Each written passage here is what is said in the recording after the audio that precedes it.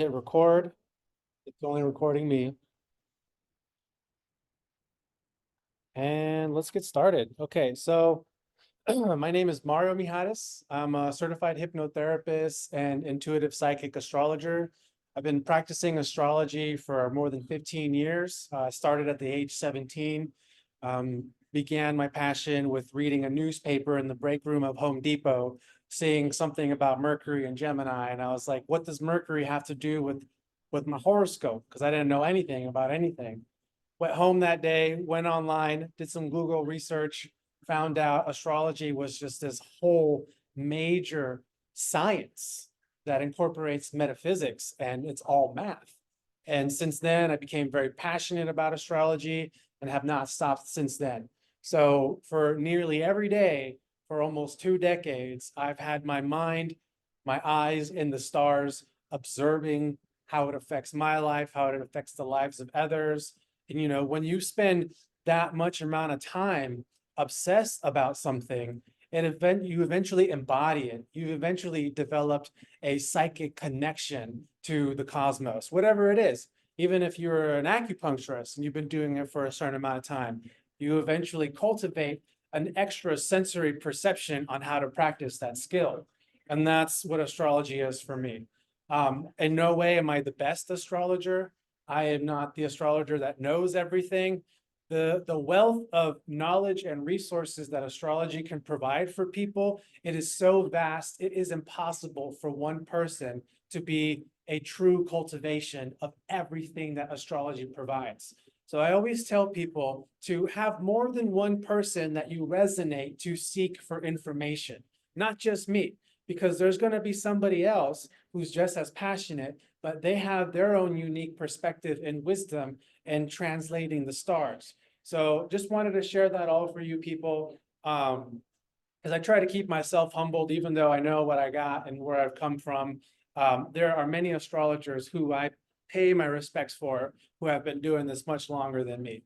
But I do carry a unique delivery and style that nobody else can. And that's my value, that's my worth, and that's what I'm here to offer to you all today. In addition to being an astrologer and being able to relay to you messages from the stars, I'm also a hypnotherapist, and I approach my practice in a shamanic lens, being that I've come from very intense backgrounds in life. My parents were, back then, they were meth and crack addicts in Los Angeles. So I grew up as a young child being gifted and aware of who I was beyond this life, looking at my environment, trying to understand what's wrong here, and so my earlier years in life, I experienced a lot of trauma and even went into my own meth addiction at age 14, a child addicted to crystal meth roaming the streets in Los Angeles. And that went on for years. And during those years, I entered some very deep realms of the subconscious mind that were very dark. And so I, on my own, found my way on the other side. And when I found what helped me find my way through the other side was astrology, along with a lot of other spiritual and esoteric wisdom. And in addition to all of that, at age 23, I was hit by a car while riding a bicycle on 3 separate occasions. So on 3 separate occasions, riding a bicycle, a car came and hit me at fast speeds, causing life-changing injuries in my hip, in my spine, and in my brain. Each of these accidents occurred in the same year, and it changed the direction of my life. Shortly after that, about 3 years after that, I had a stroke. And in my stroke, I had a near-death experience, and it was one of the most excruciating events of my life.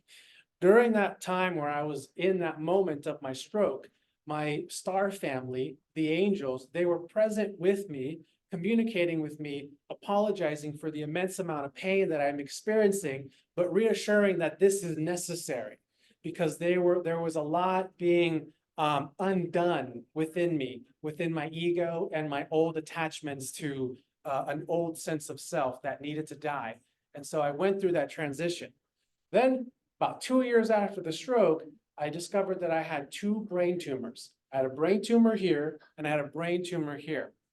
The brain tumor here is kind of a mystery. They weren't really able to understand it other than being able to identify that the MRI scans pick it up as little granulated particles of crystals right here at the base of my skull. The one right here, however, was causing all kinds of trauma, problems and trauma. It was on my pituitary gland. That tumor was hijacking my entire body's endocrine system and shutting down my body's ability to produce testosterone, and all sorts of other hormonal things were going on. So from a very early on year all the way into all of my 20s, I have experienced one crisis after the other, walking a very close line to death, walking a very close line to the other world. So this is where I gained my own self-initiated practice as being a shaman, because I have been there and I understand the depths. And so I have my own unique way of practicing all of my life experiences and my skills and delivering the stars. And with hypnotherapy, I use all of that to help people make profound shifts in their consciousness. Now, going in about this eclipse, this is a big deal. Everybody has been talking about this eclipse. There are millions of posts, videos, the news, schools have been shut down. The National Guard has been called. There's a crisis on the border. There's a movie called Civil War coming out, and all of it's connected somehow. At the same time, there's a 17-year cycle of cicadas hatching with a 13-year cycle of cicadas hatching, like as if it's coming right out of the Bible. You know, there's a lot of profound synchronization that is occurring with the buildup of this eclipse that is taking place tomorrow, initiating at approximately 2:20, 2:30 p.m. So eclipses, like how I was telling you guys before, they are new moons, full moons on steroids. The North Node is in Aries, which is why this eclipse is happening during the season of Aries. So opposite of the North Node is going to be the South Node, Libra. The South Node in astrology represents the accumulation of karma from past life experiences. The North Node represents destiny and fated events, the future. So with the North Node in Libra right now, so it was last year in June or July where the nodes moved into Aries and Libra. With the South Node in Libra, what we are collectively moving through right now is a process of clearing out old karmic energies that have to do with constricting social etiquettes. Because with Libra is the sign of the other, of social environments. So us coming together right here and having a good time and socializing, that's under Libra's domain. Opposite of Libra, Aries, where the North Node is all about your individuality. Aries is raw individual expression without considering the impact of other people. So with the South Node in Libra, we are working out so much karma collectively right now of overcoming the inhibitions and constrictions that society has put over people being authentic and individual. And so I personally believe that part of the South Node in Libra is helping us heal and clear the trauma of what has happened over the centuries when the world was colonized. And we started bringing about major cities where people weren't living in their own special tribe, their own special village with their own practices and their own people figuring out who they are and having their own rituals and understanding who they are and who their spirit is and how they are all connected. Once the colonization happened and we took away languages, we took away tribes and villages and moved everybody to the city to start perpetuating the Industrial Revolution, no longer were you special. Now we were all uniform. Now we were all wearing the same clothes. Now we were all speaking the same language and standing in line, being obedient to do a job. So with this South Node in Libra, it is healing centuries of karma of not being able to be who you are. And the North Node in Aries is inviting people to start expressing who they are boldly and authentically, regardless of how it's going to impact other people. And in this time that we are in right now on planet Earth, there are a lot of polarities occurring. Vax, anti-vaxxed, pro-choice, anti-choice, transgender, no transgender. There are a lot of things going on. And so a really great example I like to say is there's a lot of ulterior motives being taken place in like the public school system. So with Aries with North Node Aries, this is like being a parent that's participating in the parent-teacher conference and no longer being afraid of what all the parents are going to respond and tell you when you stand up and speak your truth and saying, I can't stand by this. I don't think this is right. So this is no longer being inhibited and held back by how other people are going to respond from you speaking your truth. And so this Aries North Node this Aries eclipse is very powerful because it is opening up a gateway for us to travel through the sun. The sun is a literal portal to travel through the sun and experience a profound healing that transcends the ego identity of self and elevates us to a higher realm of consciousness to remember who we are on a much deeper, profound, mystical level. And I'm going to break down some of the components as to why I say that.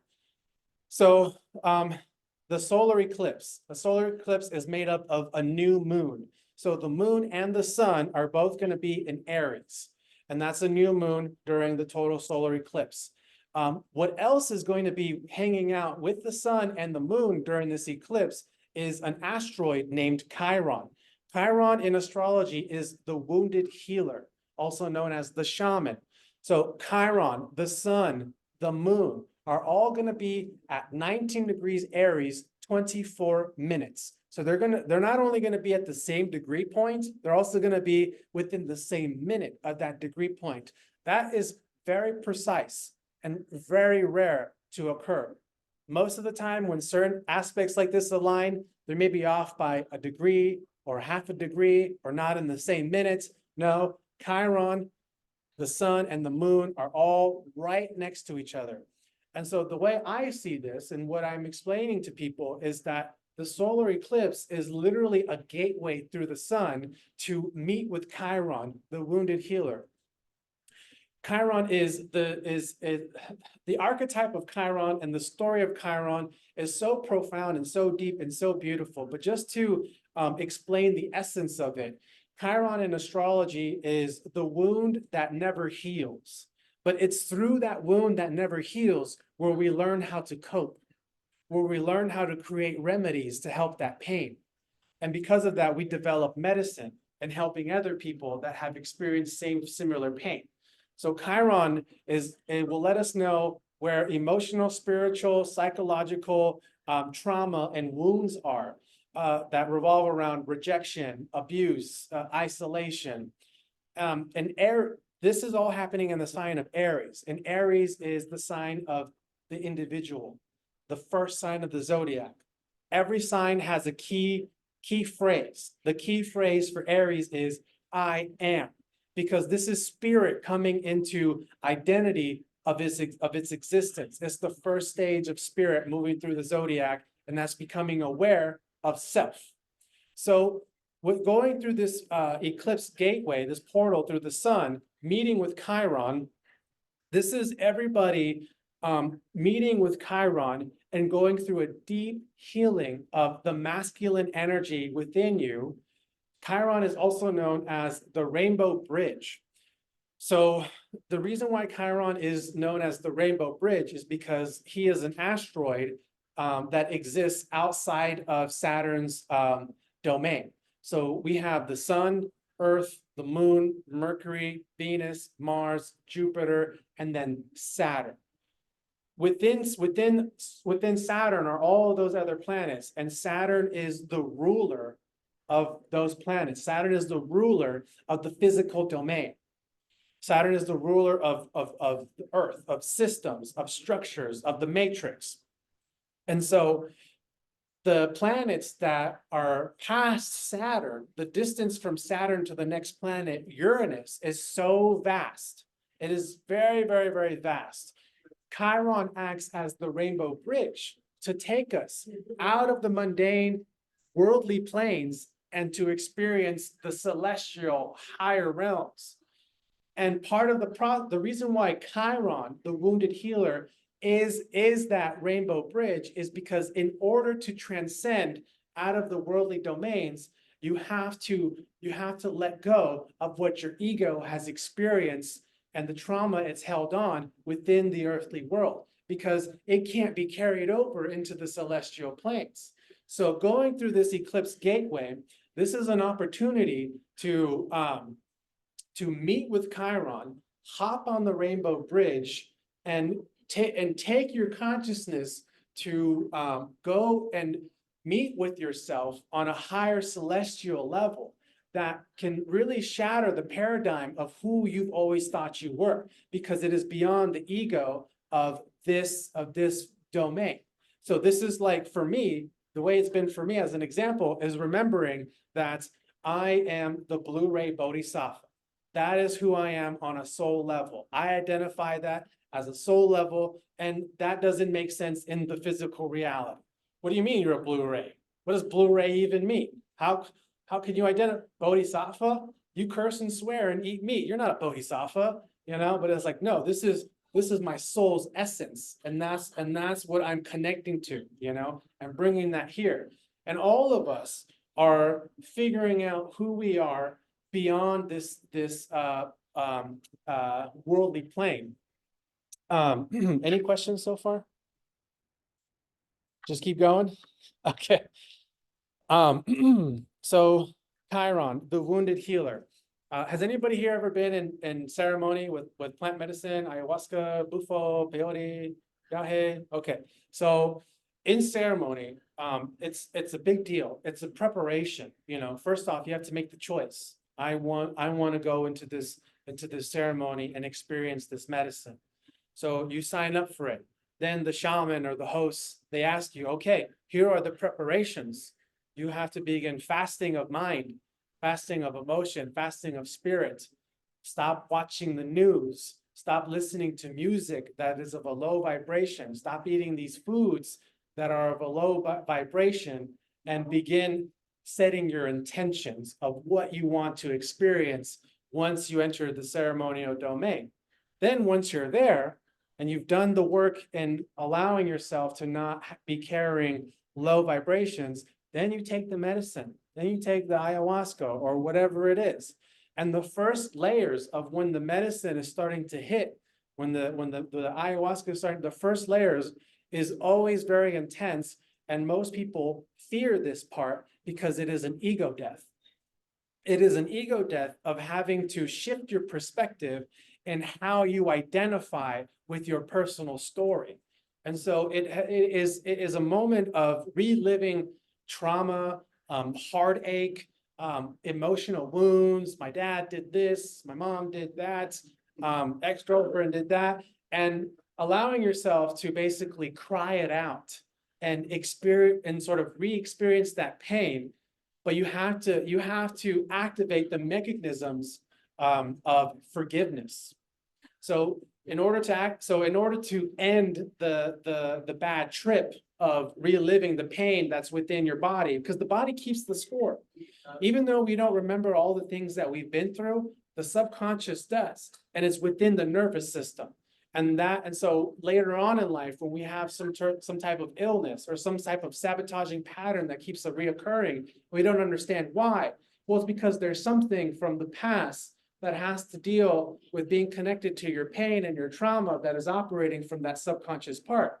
So when we begin to take these medicines, we begin to decondition our mind and our ego. And through activating these higher principles of forgiveness and unconditional love, then that's when we are actually on the rainbow bridge. Because that moment when you're just crying about all the pain you've been into, where you are still perpetuating yourself in the story as a victim, as a martyr, as suffering. When you forgive and let go, then you have a transcendental experience where you're on that rainbow bridge and you're being taken to higher celestial planes of experiencing who you are on a level that shatters everything that this matrix is comprised of. So that's Chiron. Chiron is that shaman, that rainbow bridge that wants to give you a dose of medicine so you can re-experience whatever pain that you have that is attached to whatever has ever held you back from expressing your truth and your individuality due to fear of persecution of how other people are going to respond. So this is like, so an example is like, you've lived many lifetimes where you were gay, but anytime you said you were gay, you were murdered. So it's like coming back into this lifetime for whatever reason, maybe you're not gay, but you have a hard time expressing your heart, expressing your truth. This eclipse is here to heal that energy of those past life experiences of being persecuted and not being able to boldly express who you are and be who you are. The other thing that's occurring, so before I begin with that, the one thing to keep in mind about eclipses is it's a buildup. We already had a lunar eclipse 2 weeks ago. And before the lunar eclipse 2 weeks ago, we had the new moon in Pisces a month ago. A month ago, when we went through the new moon in Pisces, that's when we began being in this eclipse period, in this eclipse cycle. So already for the past month, we've been gestating, we've been processing, we've been incubating. Things have been coming up to experience, maybe life events, maybe looking and analyzing our life in a much more serious way. So everything that has been occurring right now, moving through this eclipse, whatever you are working through and becoming aware of is going to take 6 months to actually unfold. It's a 6-month journey to unravel. So while, yes, you can expect a major flash, a major revelation to occur moving through this eclipse, the impact is going to take 6 months to manifest and unfold. Now, speaking on the worldly domain, mundane front, Aries is the sign of the warrior, of conflict. Aries is no stranger to violence. Aries is shoot first, ask questions later. Did you just step on my shoes? Bam! You know, that's Aries energy, okay? And on the world front, we are seeing major world powers in conflict saying bold things that have not been said before, okay? And Mercury is retrograde during this eclipse.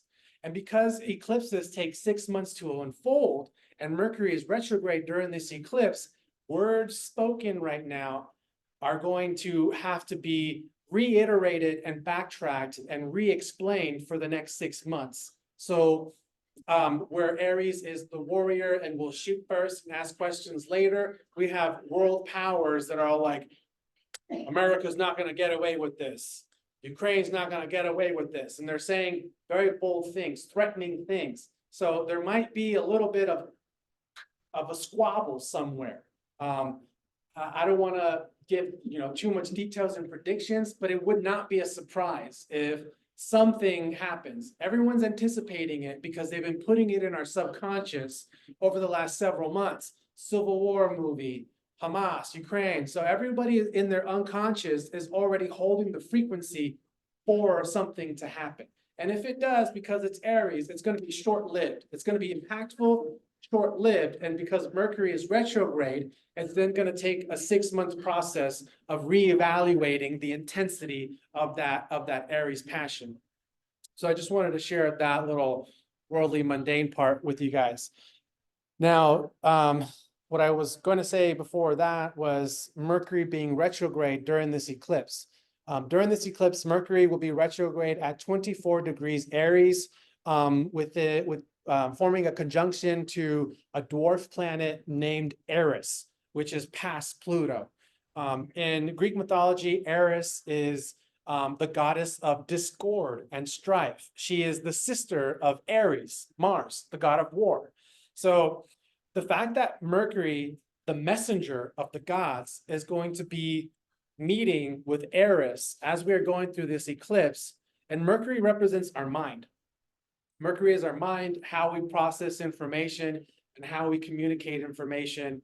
In ancient mythology, Mercury is Hermes, the god that can travel through all the other worlds and receive messages and relay the messages. So during this eclipse, Mercury retrograde will be in direct contact with Eris, the goddess of discord and strife, sister of Ares, god of war. Mercury, our mind, is going to be receiving a message from Eris. Now, one of the true purposes of Eris is a feminine warrior energy that causes discord as a means to ruffle the feathers of the patriarchal energy to prove and validate that it is equal to it. So it's not because Eris is the goddess of discord and strife doesn't mean she's bad or bringing catastrophe. She's that woman who's bold and is going to speak her mind and irritate all the old guys there that are running the show and say, no, I'm equal, if not maybe even better than you. So Mercury being with Eris at this time is receiving this energy because Mercury is, after the eclipse, Mercury is going to continue his retrograde journey. And in his retrograde journey, he's going to carry that message from Eris and pass it on to the moon in Aries, pass it on to the sun in Aries, pass it on to Chiron. And by the time Mercury ends his retrograde, April 25th, he will end his retrograde at 15 degrees Aries, conjunct the North Node in Aries. And the North Node, as I explained before, is destiny. It's the future. So Mercury has already contacted all these planets before it went retrograde. But Mercury had to go farther ahead than all these planets, meet with Eris, and then come back and bring a message to all these other points. So what all does this mean is, in the unfoldment of the next 6 months, we are going to be in this container of reevaluating our life, and certain old emotions and energies that are from our childhood or even past lives may start to surface at this time. And these emotions could be so strong that you might not even be able to identify where they're coming from. So it could be challenging to understand why you are feeling this at this moment, but it's something that we are working towards to heal. I need to get a sip of water, but if anybody has any questions so far, feel free to shoot them out.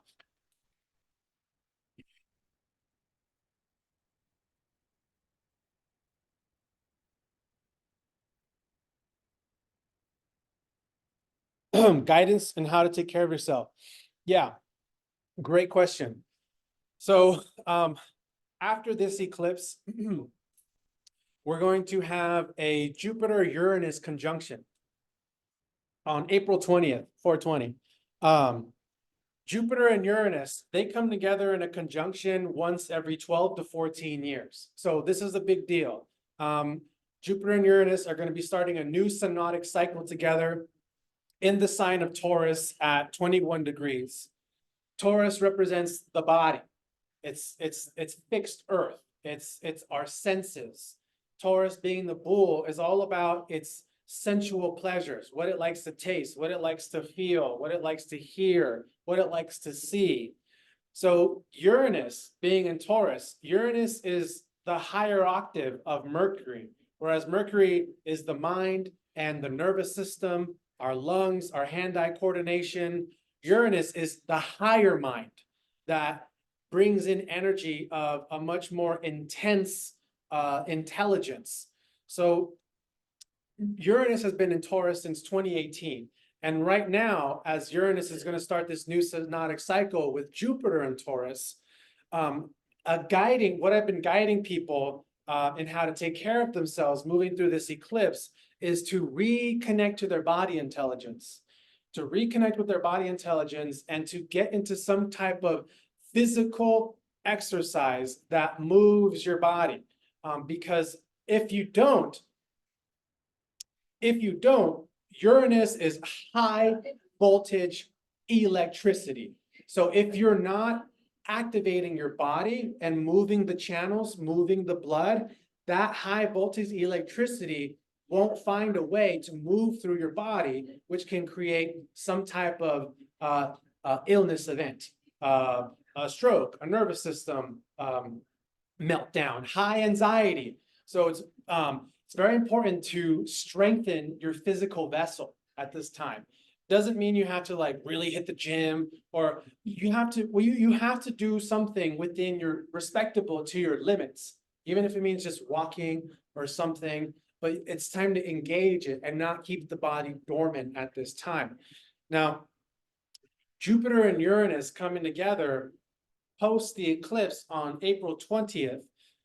Taurus also represents values and self-worth, material values and wealth and abundance. So with this new synodic cycle, it's starting a whole new chapter for people to start receiving more abundance in money through unconventional ways that are a result of you being more free and authentic of your individuality, which occurs during the eclipse. Does that make sense? So it's like coming out of the closet and starting to be more bold in who you are. And because you've come out of the closet and now you are who you are, you can be seen, which opens up channels for income to come in unconventional ways that would have been blocked if you remained allowing yourself to be repressed by social group etiquette. With the Jupiter-Uranus conjunction occurring on April 20th, the way I see it, the vision that I get is that this is like a literal upgrade in our nervous system to become cognitive in how it actually feels to embody a true sense of self-worth. So if you've ever had any self-worth issues, this is a time to start becoming aware and speaking affirmations to yourself and learning to love and value yourself and who you are, because this conjunction is really huge. Where Uranus is like high voltage electricity, Jupiter is the expander. Jupiter wants to expand the experience of everything, but wants to expand it on a positive note, not a traumatic note. Jupiter is the planet of luck, fortune, spiritual protection, but also higher philosophical principles to seek what is the bigger meaning, what is the bigger purpose to all this. So Jupiter and Uranus coming together is creating a massive lightning storm through the nervous system to upgrade how we embody our sense of self-worth in order to expand our ability to be more magnetic and attracting wealth and abundance. And it's the beginning. So it's not like an instant text message, hey, job. We're entering a new chapter that's as unfolding in different stages and different levels, with the eclipse being the big one, being who you are in a world that needs individuals and not a world that needs compliance without questioning authority.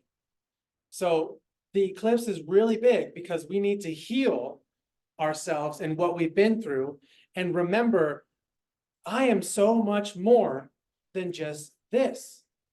I am a multidimensional being with a soul, and this soul is bridged to higher celestial realms. Why am I tripping so hard about things going on in the mundane? It's important. Yes, we have to have a job and pay our bills and all of that stuff. But the world is changing. Need to take another sip of water. If anybody has any questions or comments, feel free.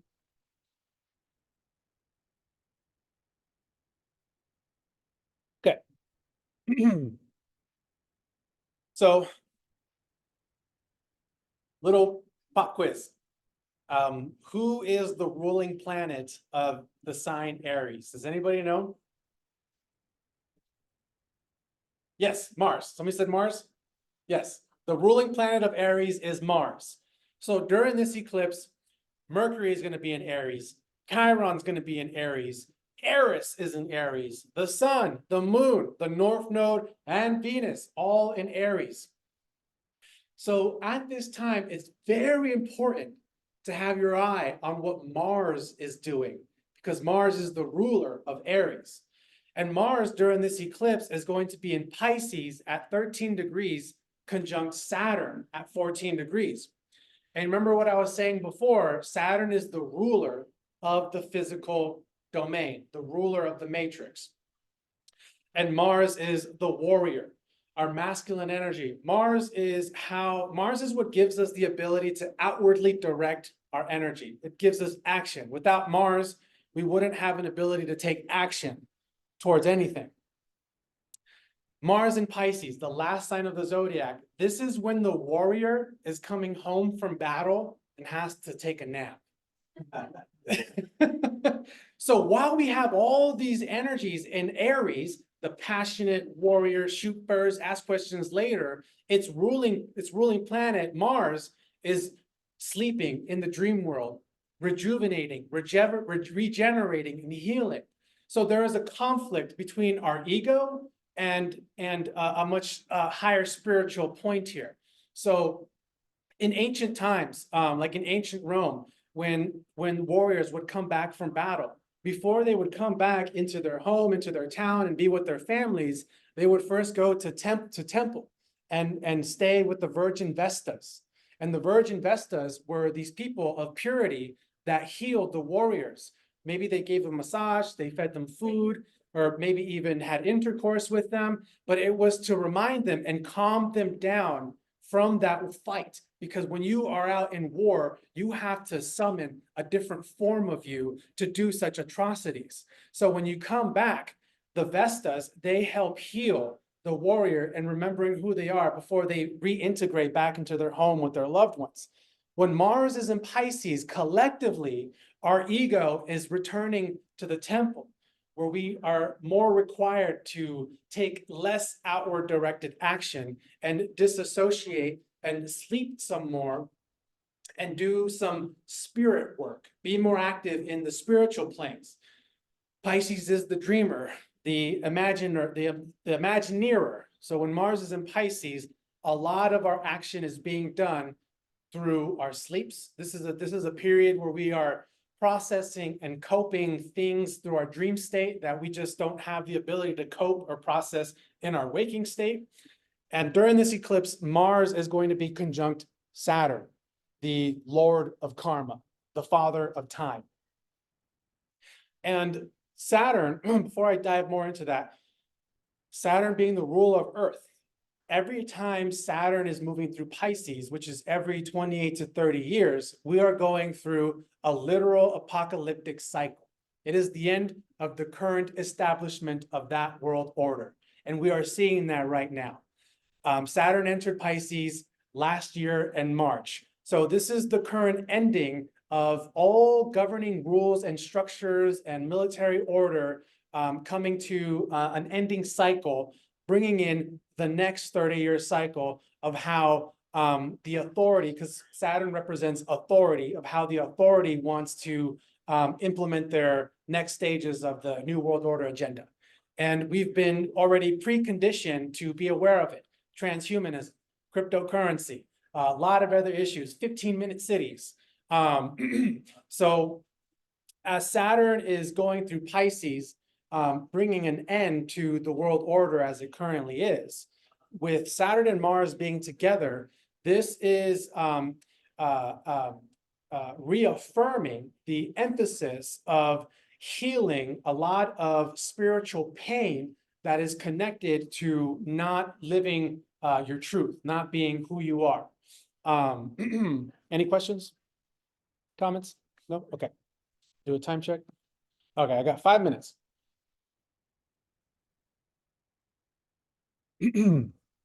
So, are you guys familiar with the term Sabian symbols in astrology?